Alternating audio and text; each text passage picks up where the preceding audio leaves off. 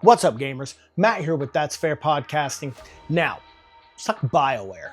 BioWare has been responsible for some of the greatest single-player RPGs of all time in video game history, of all time. You have the Mass Effect franchise, you have Knights of the Old Republic, you have Jade Empire, and then you have the Dragon Age series. As it is in 2024, however, after a massive uprising with an incredible trilogy with the Dragon Age franchise, the Veil Guard dropped, and it dropped a whole new message behind the entire game, and it has literally made it to where the Dragon Age series may never recover. Stay tuned.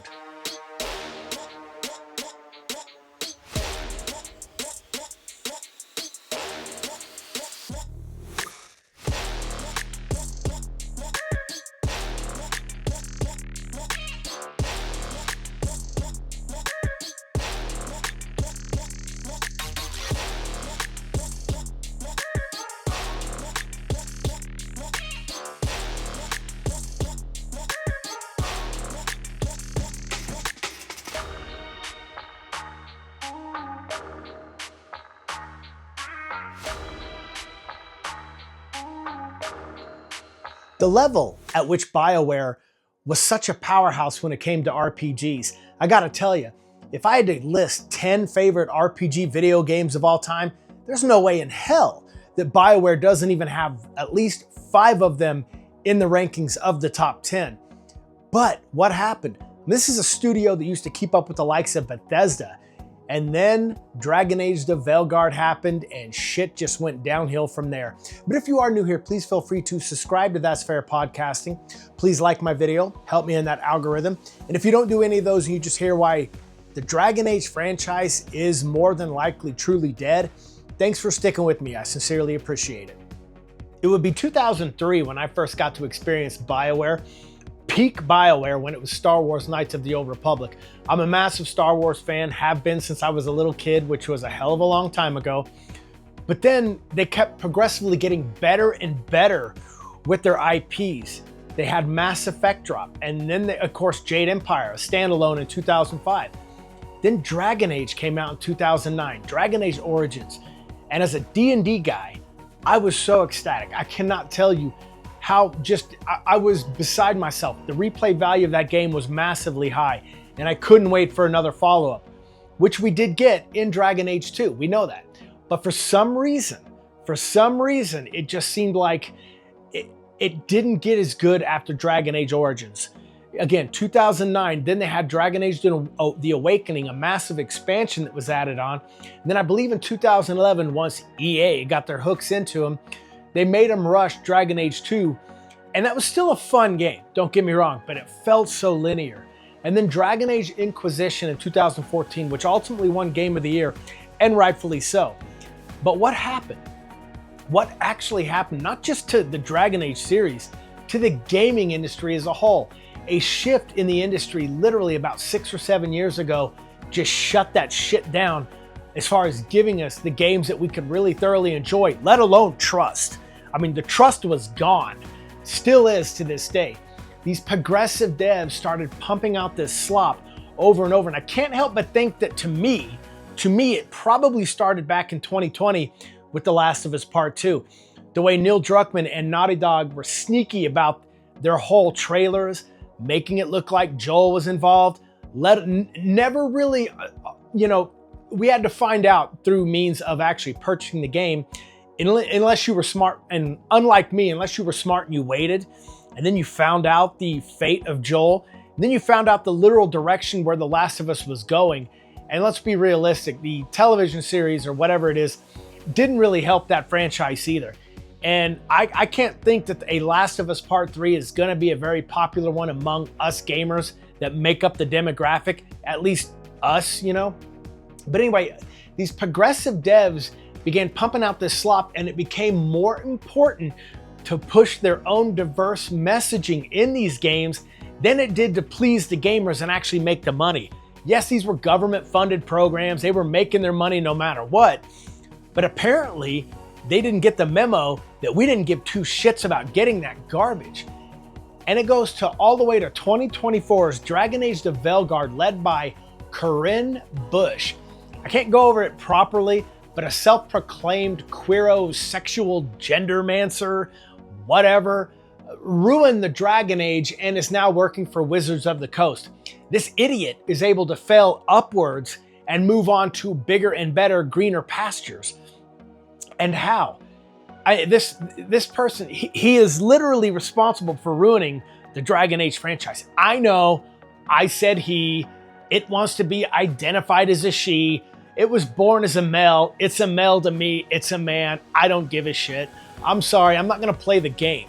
You know, my rights don't begin where your feelings end or vice versa.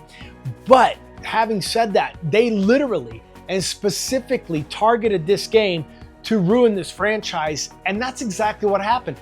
Corinne Bush forcefully pushed their own message into this game, and it was a cringe fest. It was nothing like the first 3 Dragon Ages that we remember. It was an absolute dog shit of a game. Then David Gaider. This is a man, David Gaider, who was responsible for creating the original Dragon Age trilogy. He wrote the Origins, Dragon Age 2, and Inquisition. And he himself says that this franchise is certainly almost dead under EA. Now here is where it gets interesting, because he is forcefully blaming EA.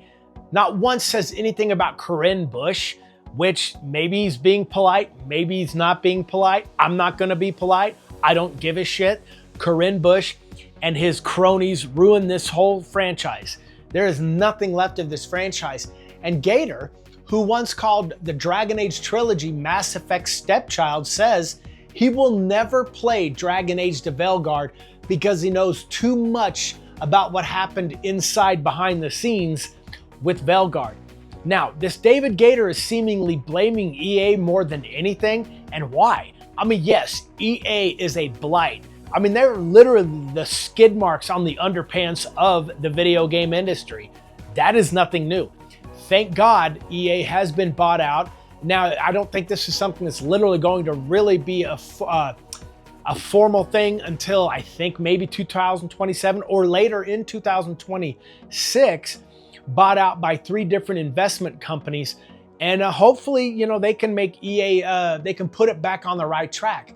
But again, David Gaider has literally referred to the Dragon Age trilogy as Mass Effect stepchild. His entire time at BioWare, Dragon Age, he says, quote, has always been one breath away from being shelved. Now, these are quotes from David Gaider himself. He has also said, quote, we were handicapped, the team from the start, setting us up to fail. Now, I don't doubt that. Trust me, I do not doubt that EA doesn't have their mitts into something and they're literally forcefully setting them up for failure. That is EA's way. I mean, EA comes along with the Mass Effect trilogy and suddenly, you know, of course you had to stamp EA's name on it. You know, you had to make sure that that was a big thing. But then, you know, unlike the first Mass Effect, yes, there were a couple of DLCs, but you could really see the direction that the Mass Effect trilogy was going in purchasing more and more and more because EA's stamp on it. That's not to say BioWare wasn't going to try to make more money on these DLCs, and rightfully so. I think every single DLC in Mass Effect 2 was worth the money, even with EA's stamp on it. Is EA solely to blame? No. It's absolutely absurd to think they're literally solely to blame. Now, according to EA and David Gaider, Veilguard missed EA's sales expectations up to 50%. Well, yeah. Did you see this shit? I mean, you had to be forced pronouns. You had to have non-binary characters and something that just wasn't there in the first 3. Now, people can come at me and literally say, Matt, do you have a problem with DEI? If it's organic, no, of course I don't. I have no problems with forced DEI. I'm just not gonna play the shit. But if it's organic DEI, on a real note, I have no problem with it. The reason is because, you know, the way they handled Shepard with possible gay relationships, you had a choice, it was great. The Veilguard didn't give you a choice. You were either going to damn sure list pronouns, you were gonna accept non-binary shit for Tosh. It was an absolute cringe fest. And on top of it, it was just stupid. It literally had no place. It was clearly It fit nowhere in the scheme of things. It was obvious. It says, so can we put all the blame on EA? And the answer is no. BioWare would have had a massive hit if it would have stayed on script with Dragon Age the Veilguard, regardless of EA's interference or not. Staying on script, giving us the Qunari the way they were meant to. No non-binary bullshit. This everyone's pansexual. It was just an absolute joke with the message being first and foremost. And David Gator would also go on to say, I'd consider returning, but only if the IP left EA entirely. Wow. So you're saying that Corinne Bush and this progressive messaging had nothing to do with the Veilguard. It's all on EA. Now, that's not to say a lot of it isn't on EA. Yes, it is. Is EA solely to blame? No. But are they solely to blame for the DEI slop? No. But are they partially to blame for the way it went? Yes. Yes, of course. They forced BioWare to drop what was known as Dreadwolf.